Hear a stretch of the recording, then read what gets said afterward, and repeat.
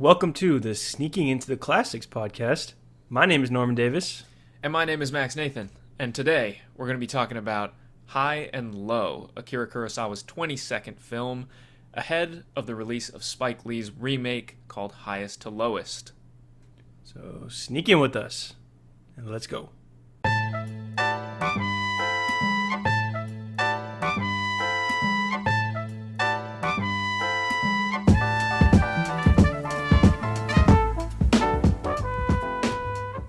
High and Low.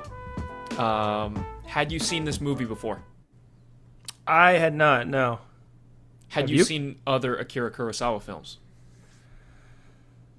Not many. I've seen parts of a lot, but he's probably my biggest director that I really need to get into. Yeah. Out of a lot of directors. What about you?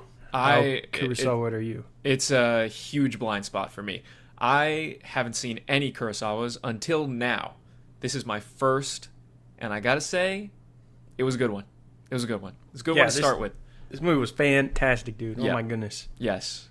So yeah, let's just start off by saying this is about a wealthy businessman who's told his son has been kidnapped and he'll have to pay a very large sum for him to be returned safely. That's the initial hook of the movie, although it goes in a bunch of different places.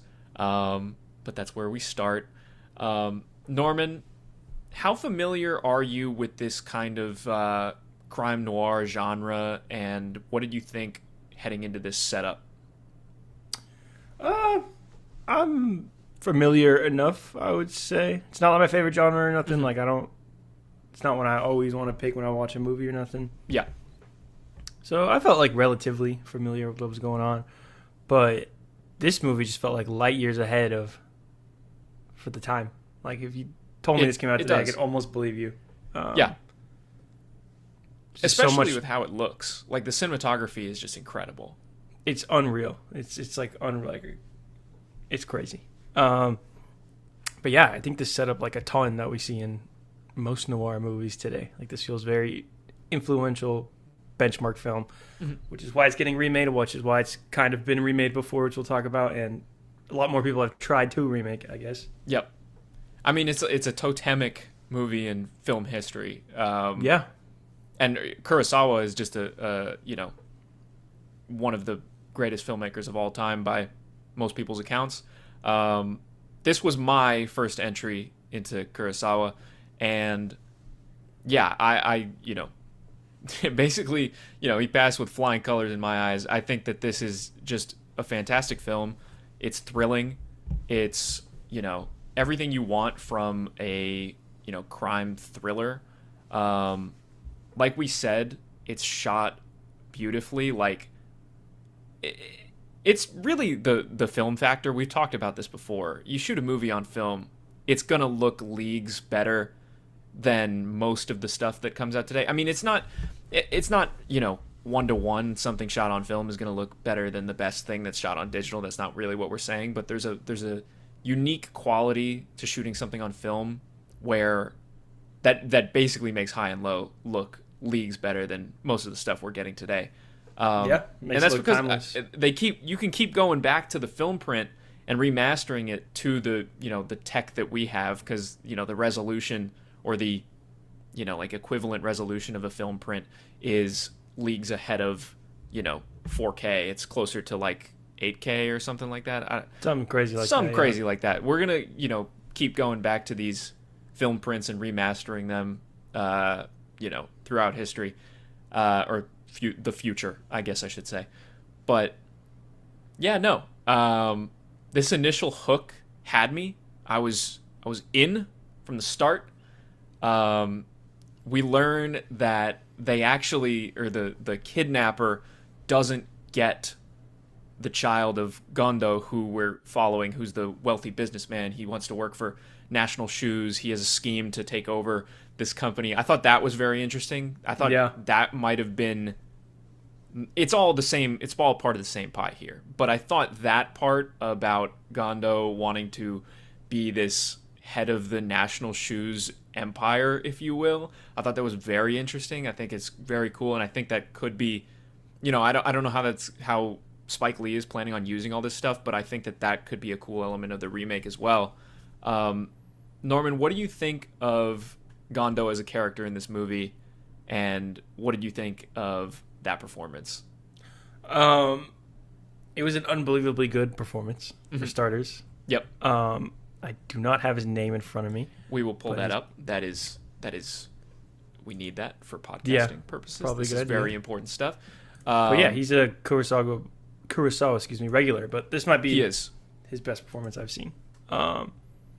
I just thought, such a great, interesting character who you just really get into his mind, and it just feels like every decision he makes for a while is just like the worst decision you could possibly make. Yes. Toshiro Mifune. Mifune, yes. And he is a longtime collaborator of Akira Kurosawa, as you said. Yeah. But yeah, I thought he was such an incredibly well written and performed character. Yes. Like I said, I just like seeing him make Yes. all the worst choices and just say all the worst things. Yes. A lot of things people still say and do today. Still feels like an incredibly, incredibly relevant film. If not more relevant this year than the last 5 years, but just... It does. Yeah. It does. All this stuff we thought we were over almost 100 years ago. It's all coming back. So. Yeah. I mean, that's the thing is, like, is he... Like, he thinks that I admired the fact that, like, he thinks he can do the shoe business better than everybody else, and that's kind of the driving force of him, trying to secretly buy all of the stock so that he has the upper hand on his, business partners. I thought that was interesting. Like, this guy is a man of just principle. Like, he believes that he can make shoes the best. It's simple, and it's like really interesting and fun. It's a fun thing to give a character. And I found Gondo just very interesting. He has such an expressive face as well, the actor. He does such a great job on the scene in the train that follows all of the, initial kidnapping situation. The kids are playing outside, and then they come back in. One of them's gone. Yeah, one of them that train kidnapped. scene, man. Yeah, nuts. Totally nuts. Yeah. So most of the train sequence was shot on, like, live on a real train on the Kodama Super Express, and the extras were passengers. Now, I wasn't there in 1963 when they were filming this, but I would imagine that sounds like a pretty tough shoot. Filming something just out in the wild on a train, especially sound-wise, it just seems like kind of a nightmare. But yeah, it was a really, really great scene, though. What did you think of that train sequence, Norman? Yeah, it was unbelievable. And yeah, like you said, with that trivia, just makes it so much cooler. Yeah. Everything with this movie just felt so ahead of its time. I don't know. It did. It did. It really did.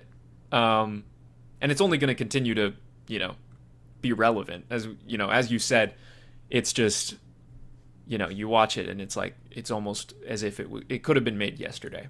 Yeah. And that's what a classic is here on Sneaking Into the Classics. That's why we do this stuff. So that's pretty cool. That's what we're looking at here. All these movies are supposed to be movies that are, gonna stand the test of time. This is a classic for a reason. And I feel like that, what you got at with, like, the fact that it just feels like it could have been made yesterday, really, hits home the kinds of movies that we're trying to highlight here.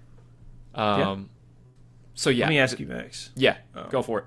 So one of my favorite parts of this movie, I'm curious how you felt about it.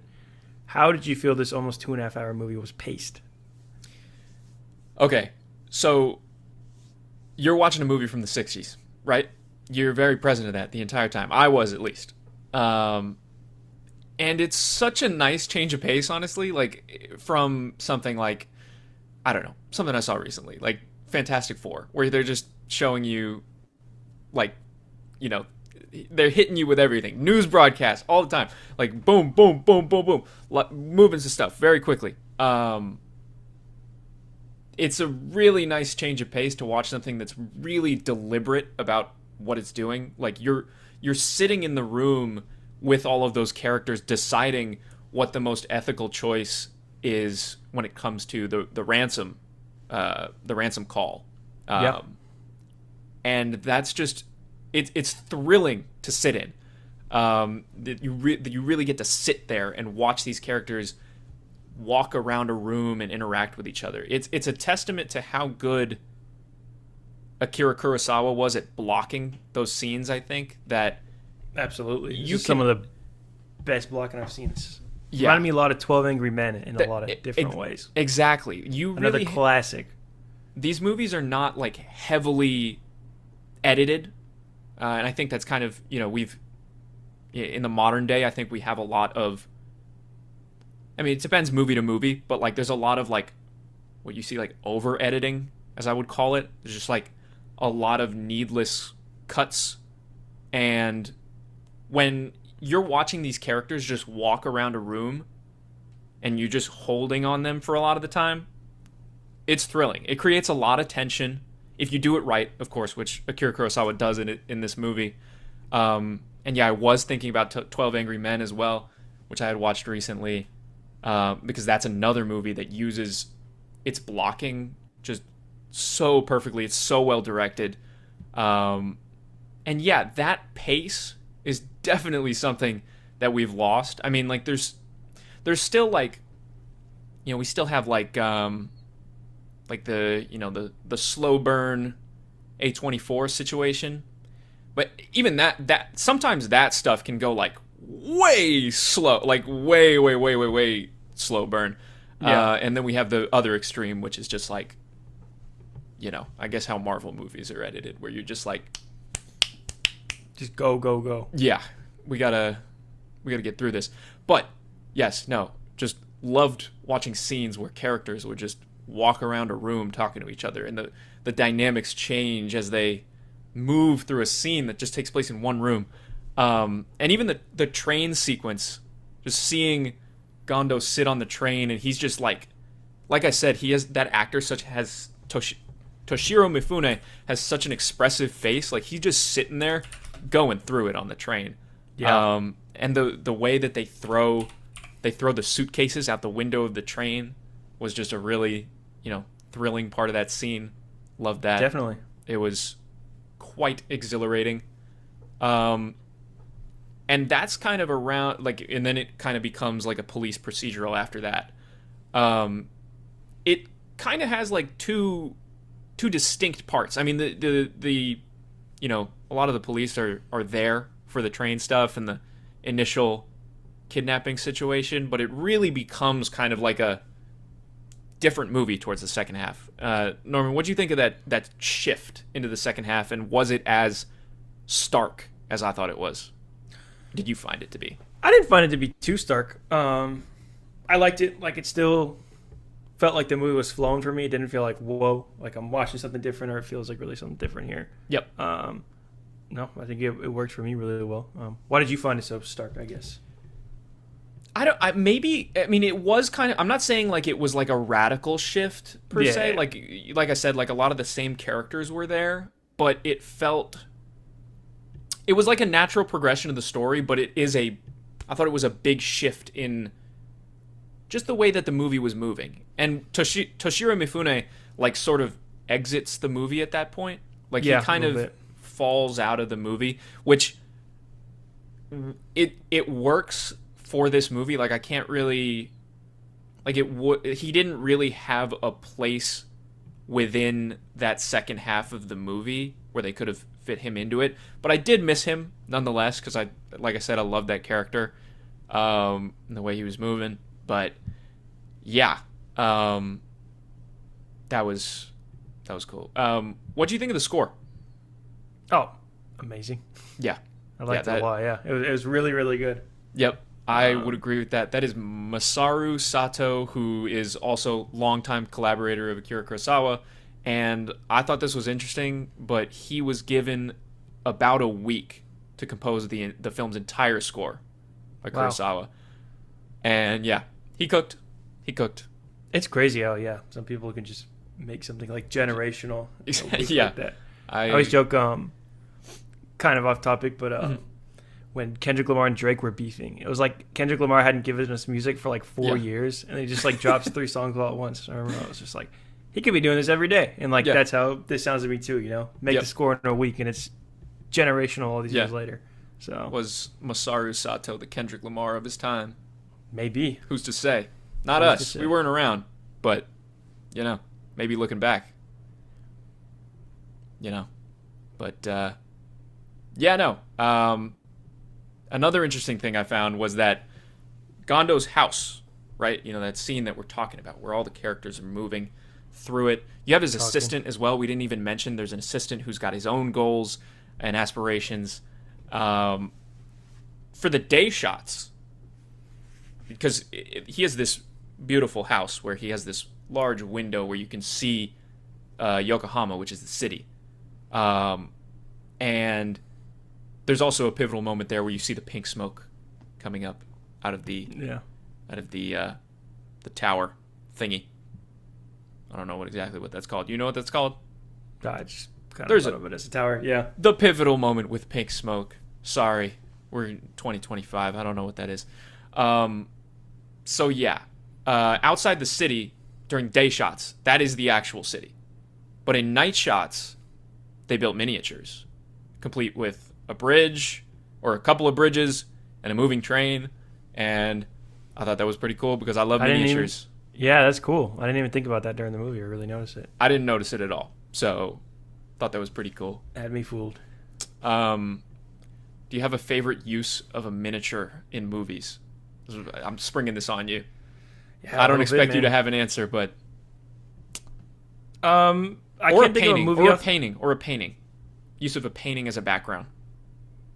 I'm gonna cheat. I'm gonna talk about an amusement park ride based on a movie. Go for it. This is what we're here for, Norman. Have you been to Universal Studios? I haven't been in the park. I've been to the City Walk. Okay, in the park they have an ET ride. Mm-hmm. It's like really old. It's kind of busted. It honestly might not even be there anymore. Mm-hmm. But so you're like going through the movie of ET, like there's an ET animatronic, and you follow it. And when you're like flying over the moon, you're like ride cart is this bike, and you just fly over this giant miniature city. And I just thought like it's always stuck with me. I always thought that was really really cool. That does sound pretty cool. Yeah, because it just worked really. There's like a baseball stadium and all these buildings and everything. Yeah. I mean, you don't think about it, but those amusement park rides are productions in themselves. Yeah, absolutely. And there's a lot of technique there. So, I mean, Spielberg worked on that ride, so it's not too surprising that they come up with some cool filmmaking stuff like that. But that is nuts. Imagine that's the best use just off the top of my head. Yeah. What about you? I just think of like Star Wars. I remember a shot from Empire Strikes Back where the shot where Luke falls into the after the "I am your father" bit, and he gets his hand chopped off, and he's falling down, and he kind of lands in the tube. Before he lands in the tube and he's falling down, it's like clearly a painting, but it looks so sick. It looks so sick. It just looks like the deepest hole ever. He's just gonna be falling down forever. But I miss when movies and shows used to do that. I do too. It especially like those really old good cartoons with the like beautiful painted backgrounds. Yeah, I went through and watched all the Max Fleischer Superman cartoons before Superman came out, and yeah, it's just like these beautiful paintings that also just feel timeless when you do stuff like that. Yeah, movies just don't do stuff like that because now you just put a big old green screen on that window and that's your nighttime city. You can do it digital. Yeah, like all of these like I don't know, this ties into the new highest to lowest actually, because I did notice this in the trailer. A lot of these Apple, I mean, all of these movies and shows are doing this now, but I've noticed it on a lot of the Apple shows that there's a lot of like weird green screen background situations, like in the studio, like Matt Remick's office. Like it doesn't look bad. It just looks like, I mean, I kind of know what it looks, what a green screen is, and it's like, that's a green screen. That studio is not back there. There's a lot of that in Ted Lasso. I only ever watched the first 2 seasons, but every once in a while I'll just be like, can't you just go outside? Like the rest of the show takes place outside. I don't know why. Yeah. I noticed it in the highest to lowest trailer. There's a shot of Denzel in front of a window, and I'm like, that city's not there. But nice try. Anyways, long tangent. Miniatures. Tangible, filmmaking. Really, really cool stuff. Love it. Really nice going back and watching an old movie. and seeing how they, how they buttered the bread, Yeah, I think that's what we're hoping Sneaking the Classics here will be all about. That is what we're, this is, to get people interested in movies that, they wouldn't, ordinarily check out in the year 2025. But, take it from Norman and I, High and Low is good. You're going to want to check this out. This is really good stuff. This movie is also on HBO Max, so it's not impossible to watch or nothing like that. That's where I watched it today. So, same here. Yeah, check it out on HBO. Are you more or less excited for Spike Lee's new joint? More. Because Same. I loved this movie. So, we'll see actually, how he's able to execute on remaking this, because it's been, what has it been, like 60 years? More than 60 years? Yeah. 62 years since this has been made. So, yeah, I guess a remake, is in order. It's fine. And also you're taking it to New York with Denzel and Spike Lee. Like, it'll be... And Ice Spice. It'll be some cool... Ice Spice, A$AP Rocky. Come on. Let's go. So we're getting new Rocky music. Yeah, I'm excited. That was in the trailer. I was like, that's the real headliner here. Mm-hmm. Yeah. So High and Low. It's not the first time that this has been remade either. We talked about Spike Lee is, trying to remake this. This will be out. I'm seeing it tomorrow. I don't know if everybody's going to be able to see it tomorrow, but I'm seeing it tomorrow. It comes out on Apple on September 5th. Norman, unfortunately, cannot see it. Sad. At least not tomorrow. But One day. I'm going to check it out the second I can. I'm very excited. Yeah. But yeah, no. Not the first time they've remade this. In 1999, Martin Scorsese announced that he would be making a remake with David Mamet writing, and that didn't come to fruition. And then in 2008, Scorsese again announced that he would produce a Mike Nichols-directed remake. That never came to fruition either. And then Steven Soderbergh and Ed Solomon's 2023 TV series Full Circle came out, and that has been said to be basically a remake of High and Low as a TV series. Never seen it. Love Me Soderbergh neither. though. Maybe we'll check that out. But yeah, I'm excited for the Spike Lee remake. Spike Lee and Denzel is a definitely huge draw. So very excited for that. Me too. But yeah, back to the actual 1963 version. Akira Kurosawa wanted to create a movie, like his original goal in making this movie supposedly was that he wanted to create something that condemned kidnapping because he thought it was like a horrible, horrible crime. But in reality, ironically, I think it is too. yes, kidnapping bad. Sneaking in the movies says kidnapping is bad. Thumbs down, actually. I put thumbs up, but I meant thumbs down. Yes. Ironically, the film was blamed for a wave of kidnappings that happened in Japan at about the same time that the movie came out, and he himself received many kidnapping threats directed at his daughter. Not great, obviously. So, yeah, no, that was... I thought that was interesting. I mean, and that makes sense, too. I mean, you wanted to condemn kidnapping, but you made a really good movie about kidnapping.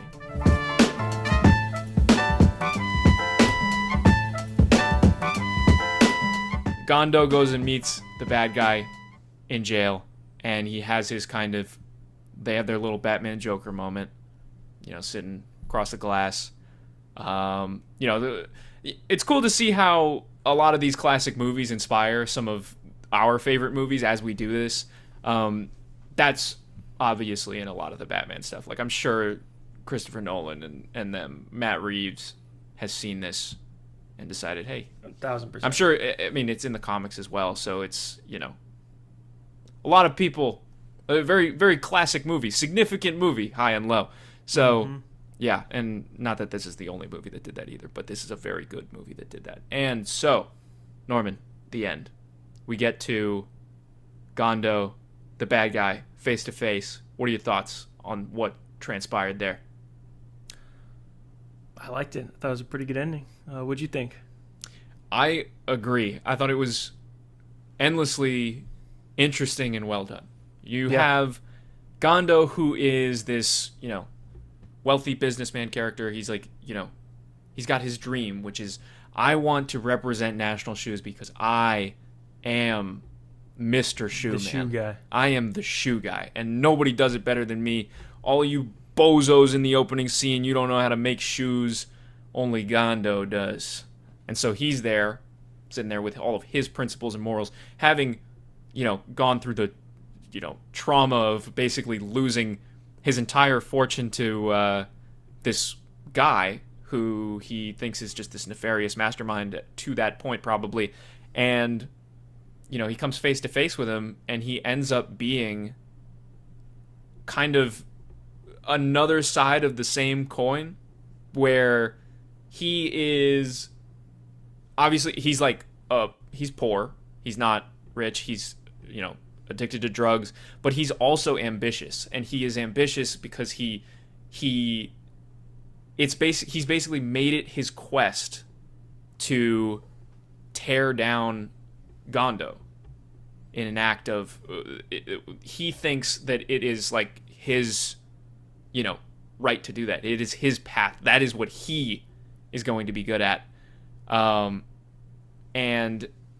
I think that's really interesting. It's two sides of the same coin.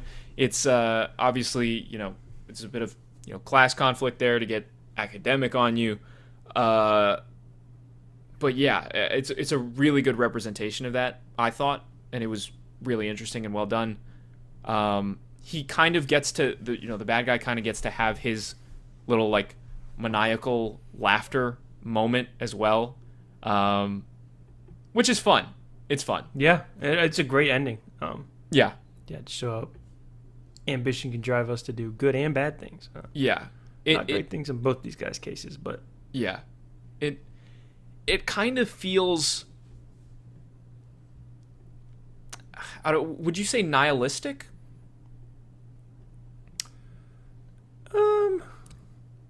Could you think of another word to describe it? Because I'm kind of hitting. I wouldn't quite say nihilistic, but okay.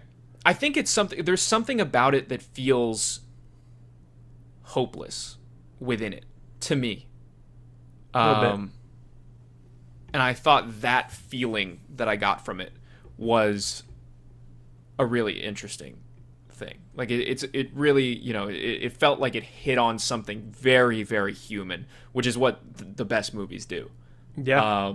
And it's a really good like final nail in the coffin. This movie is obviously a classic. It's on sneaking into the classics, so that means it's a classic. That is a classic. And obviously, yeah, we said that Gondo loses everything. Norman, do you know how the original ending of Ed McBain's novel goes? I have no idea. I've never read the novel. Why don't you tell me? I have never read the novel either, but I just did some internet research today. So, at the end of the novel, Gondo gets his recovered money, the end of the novel shows Gondo with his recovered money buying out his stock and taking over National Shoes. It's a little bit more of a happier ending. I suppose it's not happy. I mean, the events of the film still transpired. Yeah. But it is kind of a more, let's wrap it in a bow. The better ending, yeah. Kind of ending. What do you think of that ending compared to the one that we got? I don't love it. I don't love the sound of it. Obviously, I haven't read the book, so I don't know how everything in the book plays out. But yeah, the book may play like tonally, maybe a little different as well. Yeah, but I think with what we got, with what he was going for, talking about class and ambition and everything, and how far that takes us and stuff, I really like the ending we got. Yeah, I couldn't agree more. I think that that book ending, it might work for the novel, and obviously, Akira Kurosawa liked the novel enough to adapt it. It feels a little bit too like I had the thought that might happen, and if I have the thought that might happen, then it feels a little too easy. And what they went with was the perfect, like I said, like something about it just feels like the right kind of hopeless. You know what I mean? No, I thought it was a fantastic ending. Yeah. The right type of hopeless. I like that. Yeah. It doesn't quite work if Gondo gets to walk away. That would have sucked. I would have been talking about this movie a lot differently. Yeah. But yeah, I agree. I don't know. Kurosawa is one of them guys, He's one of them dudes, man. He's gonna make a great movie. I think this is definitely what I've seen, one of his better movies. Not that they're all great, but I thought this was like really, really good. What are the other movies that you've seen? I don't know if I asked this before. I don't think I did, but I've seen like half of Rashomon. Okay. And then I've seen Akira, but it's been a long time. Okay. And honestly, that might be it. And would you say that this probably my favorite? You like this more than half of Rashomon and Akira? Yes.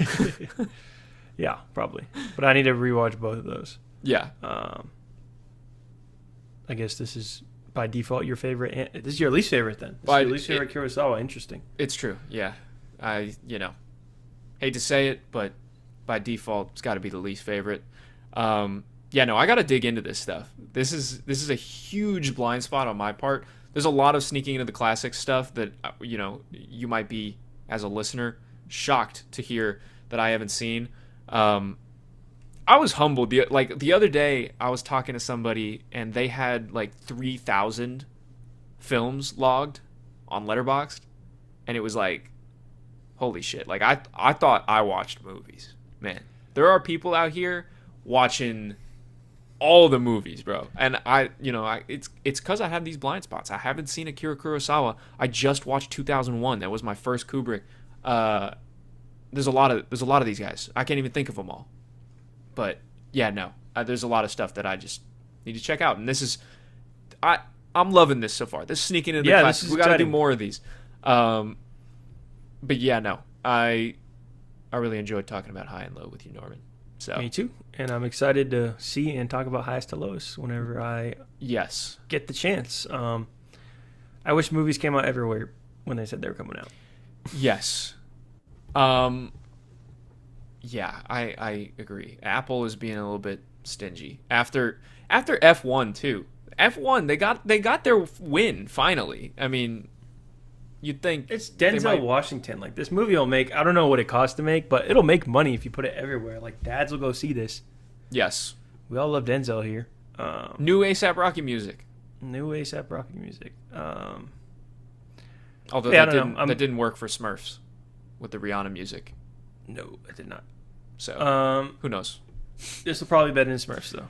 Yes. As I'm wearing my Smurf shirt right now, by the way. Oh my God, so fire! Yeah. Yeah, crazy little tie in there. But yeah, anything else? Thanks. I think we'll just wrap it up here. I think that's High and Low. Great experience watching this movie this morning. Loved it. Akira Kurosawa need to dive in more. We will be talking. This is like his only not samurai movie.